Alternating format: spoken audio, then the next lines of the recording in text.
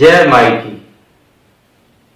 मां सभी रूपों में भक्त वत्सला है। यह अपने अनेकों रूपों से अपनी करुणा को भक्तों पर निरंतर बरसाती रहती हैं, इसलिए यह भक्त वत्सला कहलाती हैं, अर्थात भक्तों पर कृपा करने वाली। किंतु यह भक्ति क्या है, यह भी जान लेना आवश्यक है।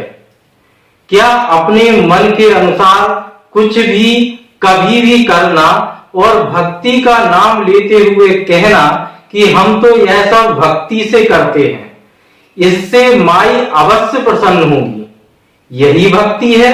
या इसके कुछ नियम, कायदे, कानून भी बताए गए हैं? तो आज उन सभी पर एक विस्तृत चर्चा होगी। पर पहले यह जान लीजिए कि अपने मन के अनुसार कुछ भी अनर्गल करते रहना भक्ति नहीं, अनुशासनहीनता का अपराध है। तो फिर भक्ति क्या है? भक्ति शिव की 5 शक्तियों में से आनंद शक्ति है। इसके 9 स्तंभ बताए गए हैं, जिसके ऊपर यह विराजमान है। ध्यान से सुनिए और याद रखिए, आपके जीवन में अगर यह 9 स्तंभ नहीं है तो आपके जीवन में भक्ति का कहीं भी नामो निशान नहीं है। श्रवणम कीर्तनम विष्णु, स्मरणम पाद सेवनम, अर्चनम वंदनम दास्यम, शक्यमात्म निवेदनम। इसमें सर्वप्रथम आता है श्रवणम। आजकल सभी बोलने में तो विश्वास रखते हैं, परंतु सुनना कोई भी नहीं चाहता। पर प्रामाणिक सत्य पर आधारित माई की भक्ति साधना के संबंध में सुनना भक्ति का प्रथम लक्षण है। बस केवल इसीलिए मेरे द्वारा यह प्रामाणिक सत्य निरंतर आप तक पहुंचाया जाता रहा है और आगे भी यह क्रम इसी प्रकार चलता रहेगा। तो सुनते रहिए, क्योंकि यही भक्ति का प्रथम लक्षण भी है। दूसरा लक्षण है कीर्तनम। मां के नाम और मंत्रों का अधिक से अधिक जप करना। पर यहां ध्यान रखना चाहिए कि इन सभी को विधिवत दीक्षा लेकर ही जपना चाहिए। कहीं से भी पढ़ सुनकर जप करना विपत्तियों को आमंत्रण दे सकता है। तीसरी भक्ति है स्मरणम। हम कहीं भी किसी भी बुरी परिस्थिति में हो सकते हैं, परंतु माई और श्री गुरु का स्मरण सदा बना रहना चाहिए। ध्यान रहे, माई और गुरु को भूल जाना ही विपदा है और इनका सदा स्मरण बना रहना संपदा। अब चौथी भक्ति की बात करते हैं, पाद सेवनम। समस्त दृश्यमान जगत को माई का प्रत्यक्ष स्वरूप मानकर जो साधक इनकी सेवा करते हैं, वह माई का ही स्वरूप हो जाते हैं, इसमें कोई संदेह नहीं है।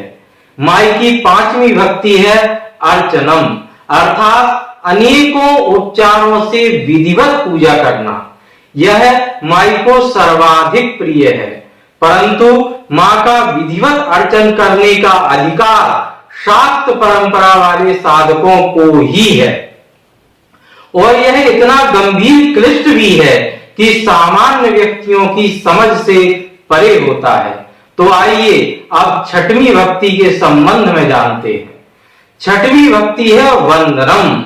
अनेकों स्तोत्र एवं स्तुतियों के माध्यम से माई के गुणानुवादों को गाना और समस्त विश्व को उनका स्वरूप मानकर नमन करना, यही 6ठी भक्ति है। इसके बाद 7वीं भक्ति पर चर्चा करते हैं। 7वीं भक्ति है दास्यम। संपूर्ण प्रकृति माई का स्वरूप जानकर दासवत इनकी सेवा करना, प्रकृति के प्रतिकूल या जिससे प्रकृति को क्षति पहुंचे ऐसा कोई भी कार्य न करना, यही दास्य भक्ति को चरितार्थ करता है। 8वीं भक्ति को साख्य भक्ति कहते हैं।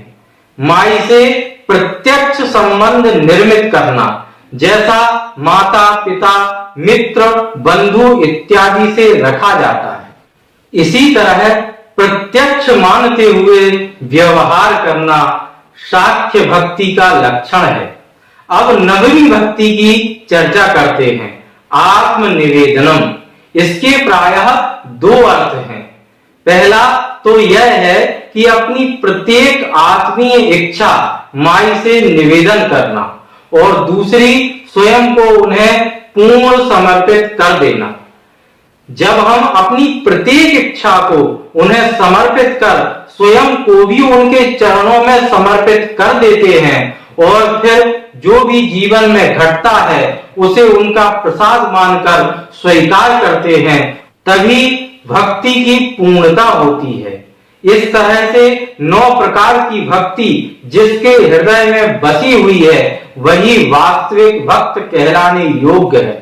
तो इतना सुनने के बाद अपने हृदय पर हाथ रखकर स्वयं से यह प्रश्न पूछना चाहिए, क्या आप में यह सभी गुण हैं? यदि नहीं तो आप भक्ति या भक्त कहलाने का आडंबर तो कर सकते हैं पर भक्त नहीं बन सकते।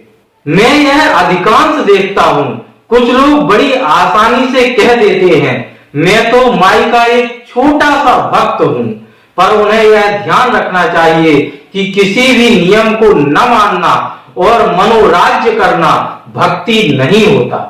अन्य साधनों की अपेक्षा भक्ति करना भी एक कठिन किंतु आनंदमय मार्ग है यदि क्रमशः की जाए तो। कुछ कथित भक्त ऐसे भी नजर आ जाते हैं जो समाज में बैठकर भक्ति, वेदांत, वेद, पुराण, उपनिषद, यहां तक कि योग, समाधि और कुंडलिनी तक की बड़ी बड़ी चर्चाएं करके सीखने और सिखाने की बातें करते रहते हैं।